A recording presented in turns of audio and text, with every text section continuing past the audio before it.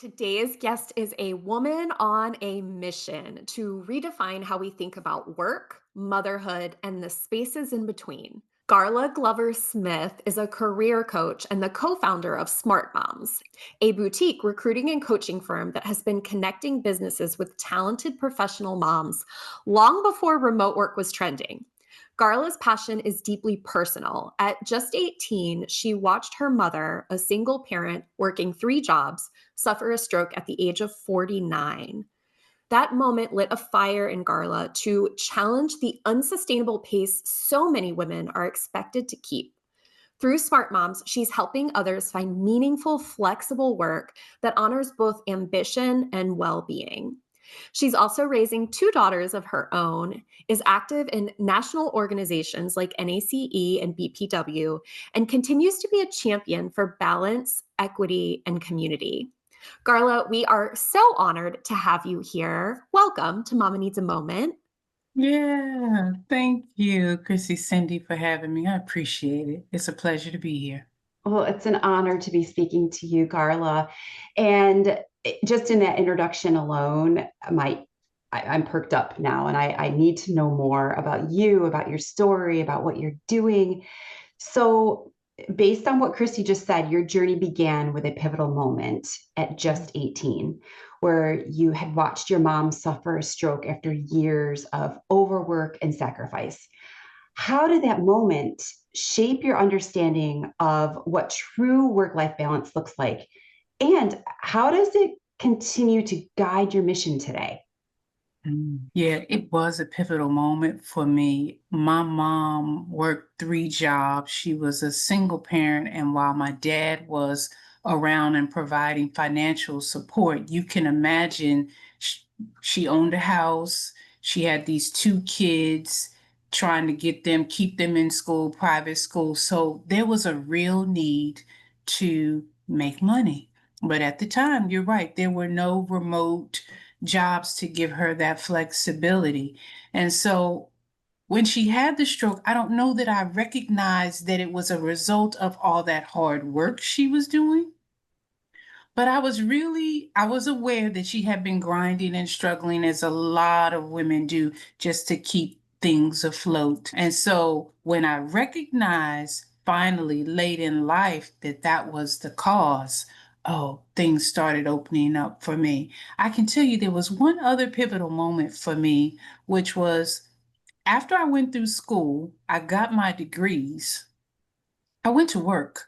And I'm a mechanical engineer by training. So I went to work in a semiconductor fab environment, clean room, 50, 60 hours a week.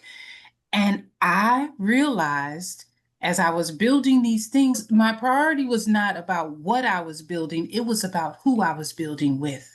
So I was really in tune to the people. Again, I realized it wasn't worth it for me to do these 50, 60 hours. My work life balance was off. And so I pumped the brakes and I decided to make some shifts. We fast forward, Smart Moms came around.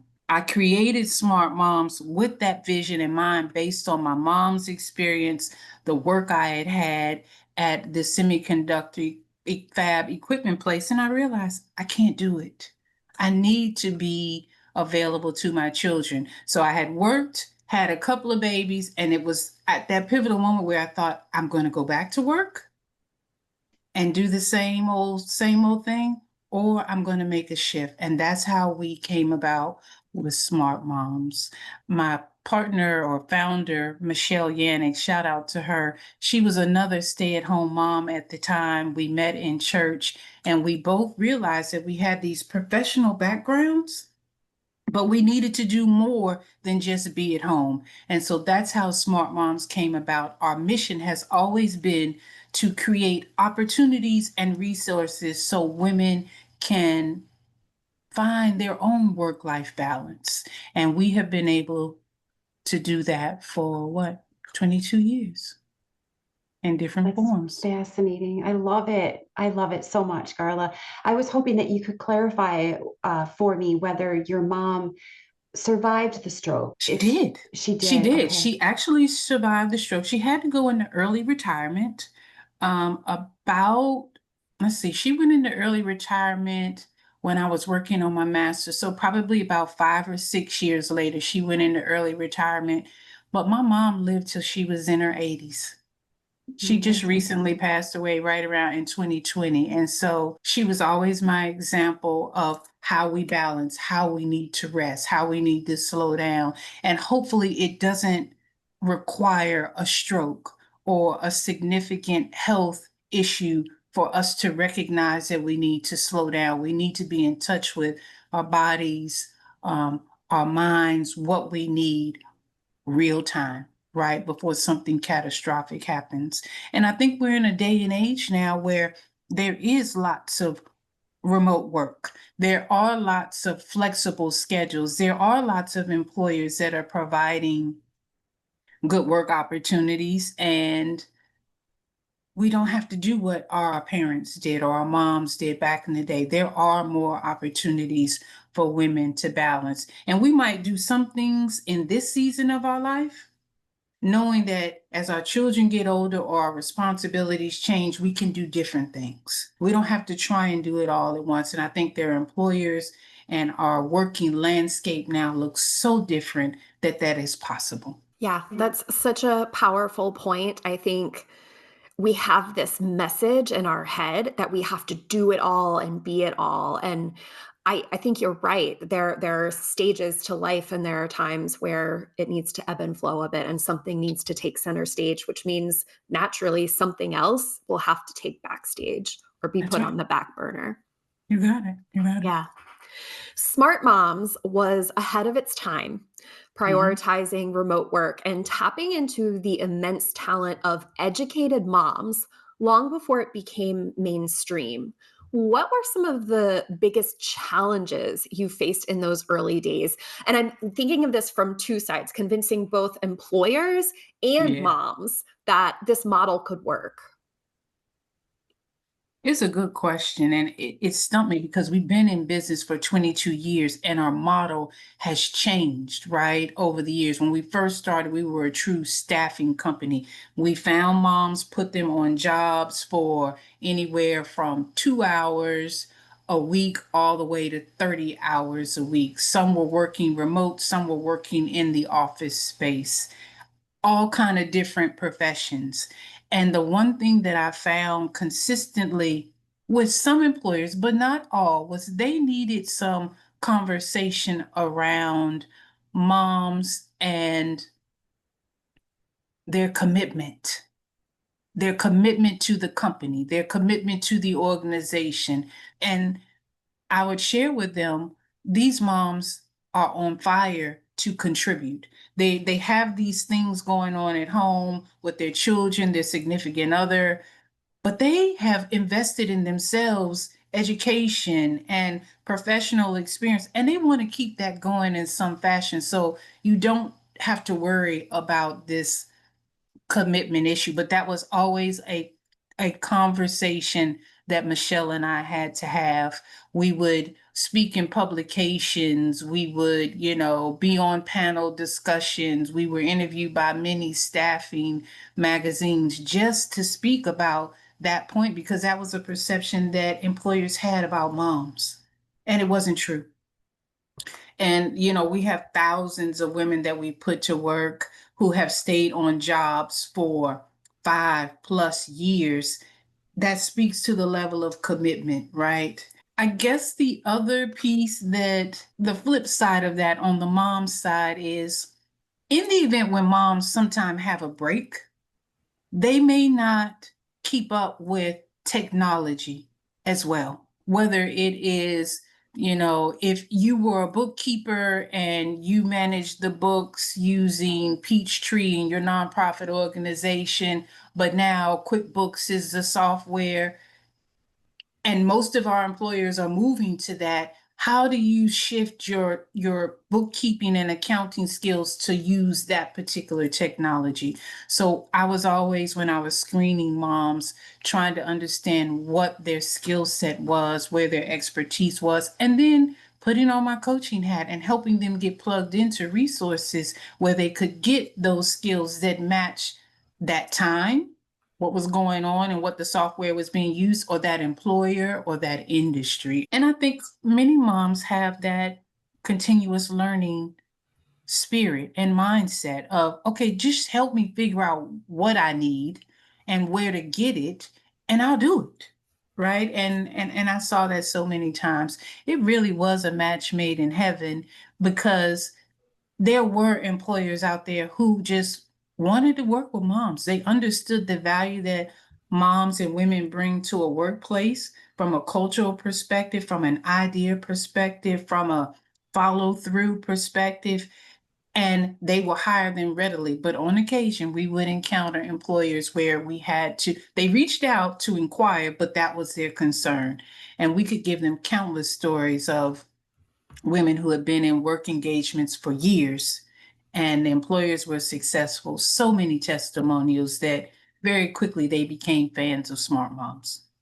I love that. And as you were speaking, it made me think, out of all the people I know, all the moms I know, I don't know a single mom that is not incredibly talented at multitasking and learning new things and putting herself out there to learn and discover what is needed. All Exactly. these soft skills that are so needed in the workplace, but can be hard to formalize in a resume or in a formal interview, but can be so valuable in the workplace. So I really love that. And you mentioned your coaching hat, so I want to turn Mhm. to that briefly for a second.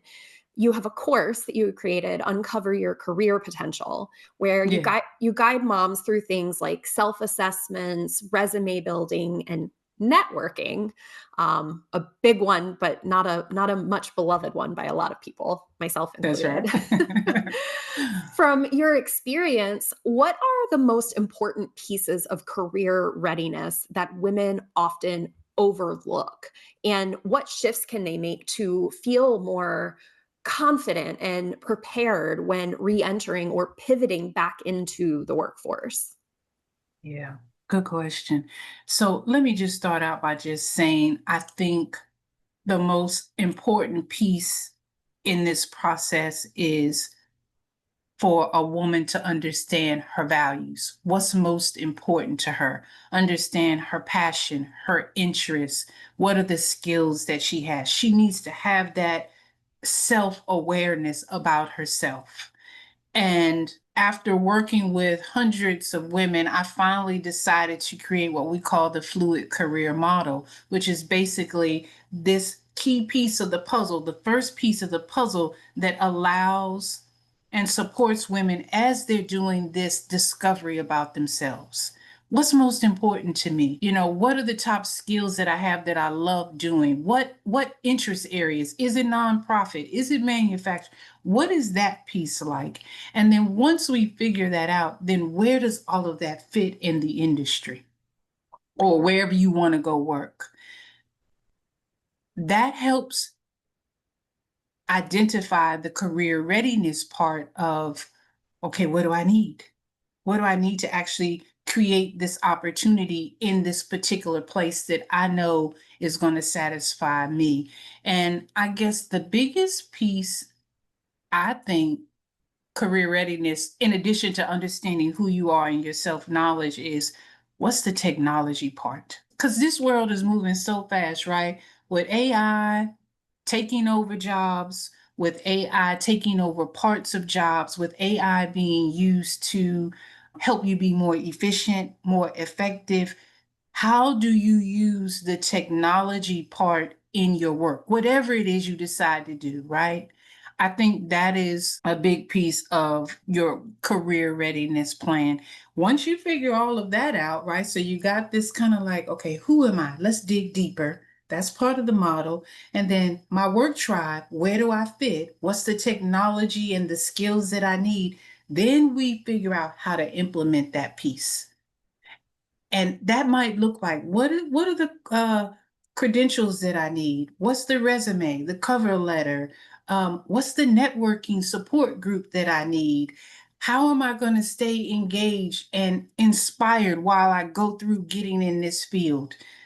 All of those are career readiness pieces. and you need to have them and continuously be working on them. I think that technology piece is huge and can be very intimidating because it does change so rapidly. Side note, I'm interested just because you kind of mentioned some pros and some cons about Yeah, AI, and I'm just interested, just as a side question, really quickly, what are your opinions on AI? I'm an AI fan. Okay. I'm an AI fan in the right manner. AI can do a lot, but I think it should be used to help you be more effective, more knowledgeable. I'm not a big fan of it generating all of your work, but it can very quickly help you generate ideas, fine tune ideas. You know, ChatGPT has a dig deeper search feature and it will find anything and everything about a subject matter.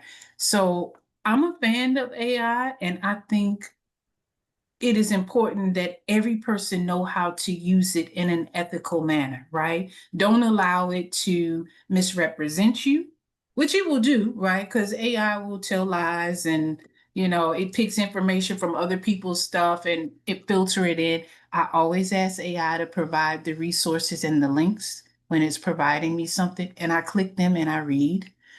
But I think it can help us do so much more in a quicker time frame. And so I'm a proponent of AI. We mentioned technology skills, but you're right. The durable skills, the soft skills, right? Your speaking skills, your critical thinking skills, those are all pieces of the career readiness puzzle that might be needed. But I think because things are changing so fast, technology is the one you got to be deliberate and intentional to keep up with.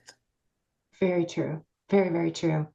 And you brought up a really good statement about being ethical. And sometimes that crosses the line because AI can be so efficient, help you be so efficient that sometimes you want to skip that ethical piece and just take it at face value and use all the information that you can get from it, when in reality, we probably should slow down. It can make mistakes. Check it. That's Yeah, right. and Oh, check it. that's right. That's right. Sometimes I'll challenge AI and I'll say, is that true? And I'll literally write that. Is that true? Verify that that's true. And it'll come Really? back and say, I have AI call me Miss Rose. I changed my name on AI. But it'll come back and it'll say, after further research, you're right, Miss Rose. This particular thing is not true, but here's what I found that is more recent. So Really? yeah, you gotta check AI and challenge it sometimes. Okay. Well, that's Yeah, good information to know. especially if you're doubting it, right? It's like something like, I don't know if that's right. I don't Uh, know. Challenge it and ask for the references, the reference links. Very cool. Yeah, Thank you for that. So you yeah. and I actually have a couple things in common. Okay. We are both raising two daughters while being business owners. So your business focuses on rooting in balance and flexibility. And Chrissy and I, our business is focused on helping moms take better care of themselves and giving them various different resources to do that. But I would love to hear from you how you model the balance and flexibility, those values at home, and what lessons you're hoping that your girls will absorb about womanhood, work, and community. Yeah, it's a good question. I have to tell you, my girls are 23 and 25.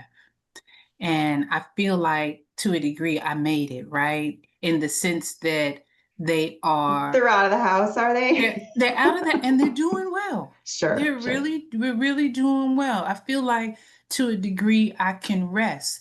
But I can remember we started Smart Moms when my girls were 17 months and almost 4. Wow. Yeah, they were little, right? But I would carry them to networking meetings, right? Women's Power Networking, Coffee and Contacts. I would carry them to that meeting, and it would be, I don't know, maybe 30 women in the room, and my girls would be sitting quietly, playing with their little DS or their coloring book or taking a book, but they were listening. Right? They were listening and they were absorbing all these powerful women in a room talking about marketing or how to grow their business. And I think that modeled for them that women can be leaders, women can be, in addition to great moms, they can have their own pathways, their own careers, own things that they're passionate about. But they were there with me regularly. When I would have recruiting meetings and I would have to go out and screen moms that I was going to place on jobs or consider placing on jobs, I would be at a table at a coffee shop and my girls would be probably sitting like right next to me or behind me, again, with their games or whatever it was that they had. And they were watching me engage, do my work, doing good work. I think modeling, doing good work, meaningful work, work that you're passionate about was all modeled for them. We would always, after a meeting or after a couple of meetings, I would say, okay, we're going to go to the park, or we're going to go get ice cream, or we're going to go do something you want to do. And I think in that sense, we were modeling there is room to do both. There's room to have fun. There's room to take care of ourselves, to be silly. I'm a grinder now. I will not deny that. But I did try and have that balance when I was with them of you see mommy working, but mommy also can have fun. We had a garden most of their life. It's a beautiful picture of me and my girls holding this watermelon that had to have been at least 5 pounds, and they're just holding it and they're so proud, right? So we were doing these things just to model that balance. And I just think that is just important. I've always tried to, I'm a big proponent of therapy, and I've always communicated to my girls that therapy is important. I've encouraged them and supported them when they needed therapy. I had one that came through right when COVID hit and she did not have a graduation and some other things. And I was just like, no, we're going to get you a little bit of support to migrate through that. So I think good work, doing good work, meaningful work, having fun, hanging out with your girlfriends, hanging out with other fellow women, having a couple that are really close to you that you can be transparent with, community like you guys do, it's just important. Women community is extremely important. And I have to just not disregard my husband, right? We've been married for 30 years, and he has been a technical salesman for 30 years, traveling all over the world. But I tell you, when he was home, he was present with our girls. And I think he modeled the value of family is everything. Right, it's everything. And I see them now, they have that. They've embraced the values that we try to instill in them as young ladies, and they're modeling it now as young women. And I'm so proud of them. And I'm very thankful for my husband. Yeah, having that support system makes a big difference. It's definitely a big factor. Garla, it's been a pleasure, such a joy to spend this time with you. Thank you very much for Thank all you. that you've offered and your knowledge and expertise, and especially the way that you are touching community and helping moms. We really appreciate you. Yeah, I appreciate you guys too. I look forward to us continuing to collaborate and support one another. Thank you, Garla.